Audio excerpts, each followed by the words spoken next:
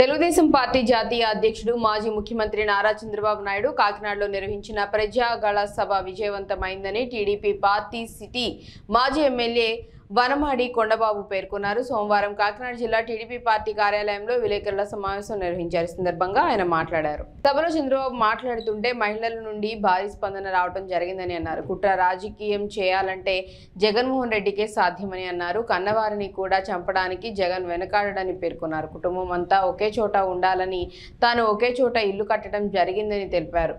ద్వారంపూడి తాను హయాంలో కాకినాడలో టిట్కో ఇళ్లు కట్టి ప్రజలు ఇవ్వటం జరిగిందని తెలిపారు.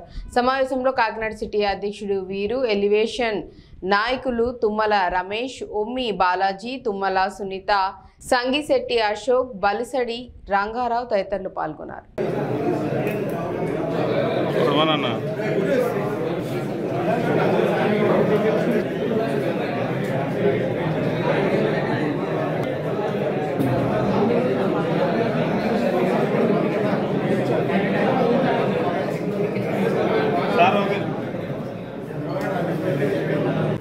ట్రాఫిక్ సమస్యలు హెవీ వెహికల్స్ కాకినాడ సిటీలోకి రావు. అలాంటి దాన్ని మేము ప్లాన్ చేస్తే చిన్న మొక్క కలిపారు మీరు 216ని డ్రైవర్లు వేసుకొచ్చాం. ఎక్కడికక్కడ ఈరోజు అన్ని రోడ్లు అనుసంధానం చేసాం. కానీ ఏంటి కూడా కలపలేదు. ఏం చేస్తారు మంత్రులు? ఏం చేస్తారండి ఇక్కడ జిల్లా మంత్రి ఏం చేస్తున్నాడు? అసలు గవర్నమెంట్ సంస్థ పక్కన పెట్టు. ఒక మంత్రిగా ఉండి ఏం చేస్తారు? ఈ కాకినాడ నగరం ప్రధానమైన రోడ్డు కూడా వెళ్ళిపోయారు మీరు. ఎమ్మెల్యే పక్కన పెట్టే మీ దోపిడీదారుడు, రౌడీ, గోండాలు పోచంతి వ్యక్తి మీరు పక్కన పెట్టారు. ఒక మంత్రిగా మీరు కూడా చూసుకోవాలి కదా. కన్నబాబు కూడా మంత్రి చేశాడు. ఆయన రోడ్లు ఏరియా నుంచి వస్తుంది. ఆయన కూడా ఫ్లైఓవర్స్ రోడ్డు అనుసంధానం చేసి ఉప్పలక్క కూడా ఆయనదే. ఆ ఏరియాలన్నీ ఆయనయే. కనీసం రోడ్డు కూడా కూర్చోలేపాడు. ఈయన కూడా వదిలే ఈ దోపిడీదారుడు ఇవన్నీ చేసుకున్నాడు. ఎలా అయిపోయారంటే కనీసం ఆ రోడ్ని కలపాలని కూడా ఆలోచించలేదు. ఏమైనా తీసుకొచ్చి దాన్ని ఏమైనా కలిపావా?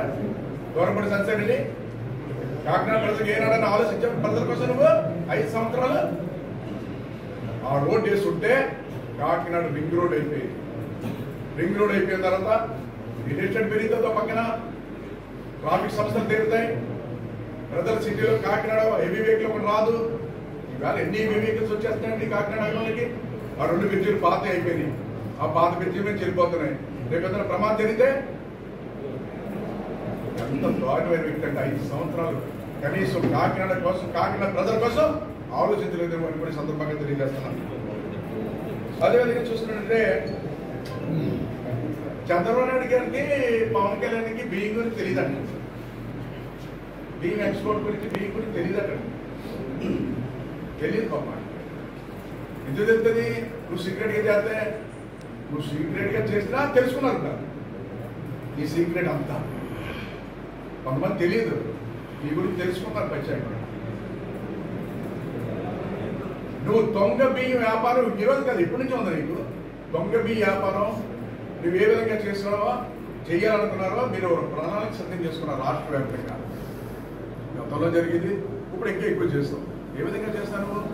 ఈరోజు ఆఖరికి తెలంగాణ నుంచి కూడా దొంగ బియ్యం ఇక్కడికి వచ్చినాయి. అదేవిధంగా మీరు ఇంటింటికి బియ్యం ఇస్తానన్నారు. ఇంటింటికి బియ్యం ఇస్తాం, ఇంటింటికి రేషన్ ఇస్తానని చెప్పాను, ప్రామిస్ చేస్తాను. మీరు ఎవరు సంసారెడ్డి ఇంటింటికి ఎప్పుడైనా రాసిన ఇచ్చారా? నువ్వు నీ మనుషులు పట్టుకెళ్ళి ఇచ్చారా? ఇంటింటికి వెళ్ళి ఇంటింటికి ఒక ప్యాకెట్ పట్టుకెళ్ళి ఇచ్చారు. మీరు వ్యాన్ పెట్టావు. ఆ వ్యాన్ కూడా నువ్వే పెట్టించుకున్నావు. కాంట్రాక్టర్ రాష్ట్ర వ్యాప్తంగా మీదే, సివిల్ సప్లై చైర్మన్.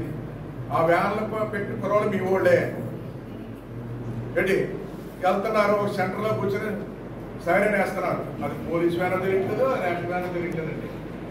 పాపం పరిగెట్టుకుంటూ వెళ్తున్నారు నాకు చెల్లెలు. ఆ టైంకి పాపం రేషన్ తీసుకోవాలని చెప్పి 90 వెళ్తున్నారండి. బాధేస్తుందండి. ఎందుకంటే తీసుకోపోతే రేషన్ పోతా రోజు అలా ఎండలో క్యూలో ఉంటున్నారు, వర్షం అంతా క్యూలో ఉంటున్నారు. ఆ క్యూలో ఉండి ఆ రేషన్ పట్టుకెళ్తున్నారు. ఒకవేళ తీసుకోలేదు అనుకోండి, ఆ రేషన్ ఎవరు కూడా వెళ్తున్నాడు. అవన్నీ నీకు వచ్చేస్తాయి, వెనక నుంచి నీకు వచ్చేస్తాయండి కూడా.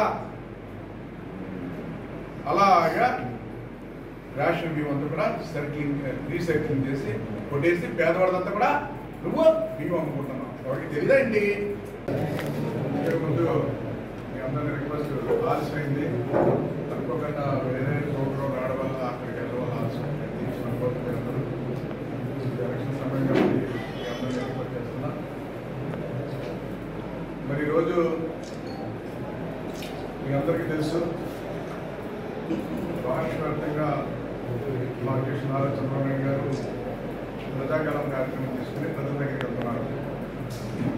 ఆ సందర్భంలో మనల్ని కాకినాడ నగరం రావడం జరిగింది. కాకినాడ నగరం వచ్చినప్పుడు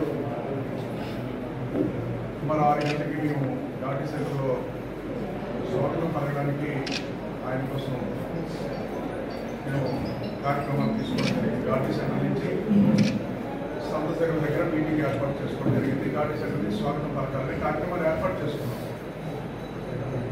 ఆయన 6 గంటలకు వస్తానన్న టైము 7:30కి ఘాటీ సెంటర్కి వచ్చాక 7:30 నుంచి సంతసగం దగ్గర వచ్చాక సుమారు 8 అలాగైంది టైము. మీటింగ్ అయ్యేసరికి 10 అయింది. 10 నిమిషాలకి 10 అయింది. కరెక్ట్గా 10 గంటలకి ప్రచార బాధ్యతగా దాపేశారు. ఎంత ఘనస్వాగతం పలికారంటే కాకినాడ ప్రజలు నేను ఎప్పుడు కూడా చూడలేదండి. ప్రజలు కార్యకర్తలు నాయకులు కాదు, ప్రజల భాగస్వామ్యం. కాకినాడ నగరంలో ప్రజలందరూ కూడా భాగస్వామ్యం. వారు పొడిగినా కూడా ఆయనకి స్వాగతం పలుకు నిరాంజలి. అదేవిధంగా సంస్థలు వచ్చినప్పటికీ ఇక్కడ చూస్తే 3 రోడ్డు జంక్షన్లో కూడా ప్రజలు పెద్ద ఎత్తున సభ వచ్చారండి. చాలా బాగా జరిగింది. సభకు ఉద్దేశించి మాట్లాడారు చంద్రబాబు నాయుడు గారు. మాట్లాడుతున్న ప్రజల్లో చాలా స్పందన వచ్చింది. అదేవిధంగా ఈ రాష్ట్రంలో అన్ని చోట్లకి వెళ్ళినప్పుడు ఆయన స్థానికంగా ఉన్నటువంటి విధానాలపై కూడా మాట్లాడుతున్నారు. రాష్ట్ర అభివృద్ధి గురించి మాట్లాడుతున్నారు. స్థానికంగా ఉన్నటువంటి జరిగినటువంటి అక్రమాల మీద, దౌర్జన్యం మీద కూడా మాట్లాడతారు. కాబట్టి అదేవిధంగా ఇక్కడ ఉన్నటువంటి ద్వారపూడి సందర్భ దగ్గర కూడా మాట్లాడారు. ఈవేళ ఏం మాట్లాడలేదండి, గతంలో కూడా మాట్లాడారు.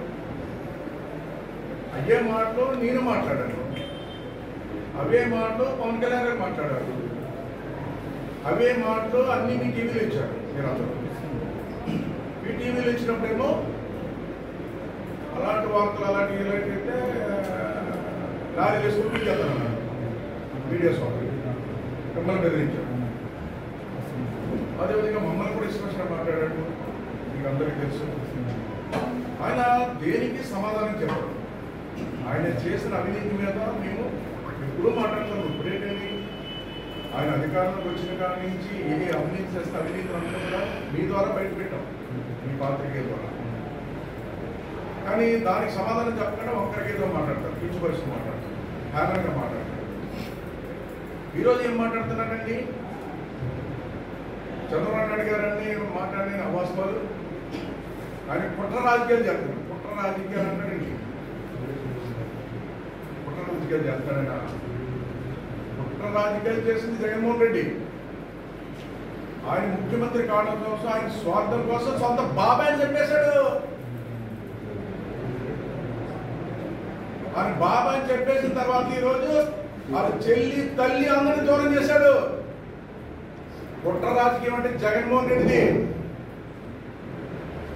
చంద్రశేఖర్ రెడ్డి, నువ్వు అందులో భాగస్వామ్యం ఎక్కువ ఉన్నావు. ఆయన బినామీ కాబట్టి ఆయన వెనకేసుకొస్తున్నావు.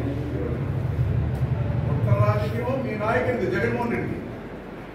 ఆయన ముఖ్యమంత్రి అవడం కదా బాబా అని చెప్పేశాడు. ఈరోజు తల్లిని చెల్లిని అందరినీ దూరం చేస్తాడు. అది కుట్ర రాజకీయం అంటారు. అది ఇంకేం మాట్లాడుతున్నావు నువ్వు? కొండబాబు ఒక్కరికి ఇల్లు ఇవ్వలేదు. కొండబాబు ఒక్కరికి ఇల్లు ఇవ్వలేదు. 5 అంతస్తుల మేడ కట్టుకున్నాడు. 5 అంతస్తుల మేడ పబ్లిక్ లో కట్టుకున్నాం మేము. సీక్రెట్ ఏం కట్టలేదే. ఉన్న ఇల్లు తీసి 5 అంతస్తులు వేసుకున్నాం. మా అన్నగారికి 4 పిల్లలు, నాకు 2 అబ్బాయిలు పెళ్లిళ్ళు అవుతున్నాయి. ఒక్కొక్కడు ఒక ఫ్లోర్ ఉండాలి, కుటుంబం ఉందా, ఒకే చోట ఉండాలని కట్టుకున్నాం. వేరు వేరు కట్టాలంటే వేరే ఇల్లు కడతాం. నీకులాగా కాకినాడలో ఇల్లు ఉంటుంది. నీకులాగా 2 ఇల్లు పెట్టలేదు నేను. 2 ఏళ్ళు పెట్టలేదు నేను. ఒకే చోట కుటుంబంతో ఒక చోట ఉండాలి అని కట్టుకున్నాం ఇల్లు. మా సొంత స్థలంలో నేను కట్టుకున్నాం. దానికి ఇప్పటికి కూడా చెప్పాను నేను, ఇల్లు కట్టామంటే దానికి ఏదైనా ఇంప్రూవ్స్ కావాలంటే గవర్నమెంట్ డిపార్ట్మెంట్ ఉంది, పంపించు, ఏ విధంగా కట్టామో చూపిస్తాం. అన్ని అఫీషియల్గా కట్టాం, దొంగసాటిగా ఏం కట్టలేదే. హైదరాబాద్లో ఇల్లు, పక్కన ఇల్లు, సీక్రెట్ ఇల్లే లేదు. మా అన్ని ఆస్తులు కూడా నేను అప్రూవ్లో పెట్టాను. నా పేరు పొలాలు ఎంత ఉన్నాయి, నా పేరు ఇల్లు ఎంత ఉన్నాయి, అన్నీ పెట్టాను, చూసుకో. నువ్వు పెట్టా కదా. ఇప్పుడు చెప్పండి, రేపు ఎలక్షన్ అయిపోయినండి సంగతి అసలు నేనే చూద్దాం అనుకున్నానండి. కానీ ఎంతమంది తయారైపోయారండి నీ సంగతి చూడడానికి, ఎంతమంది తయారైపోయారండి.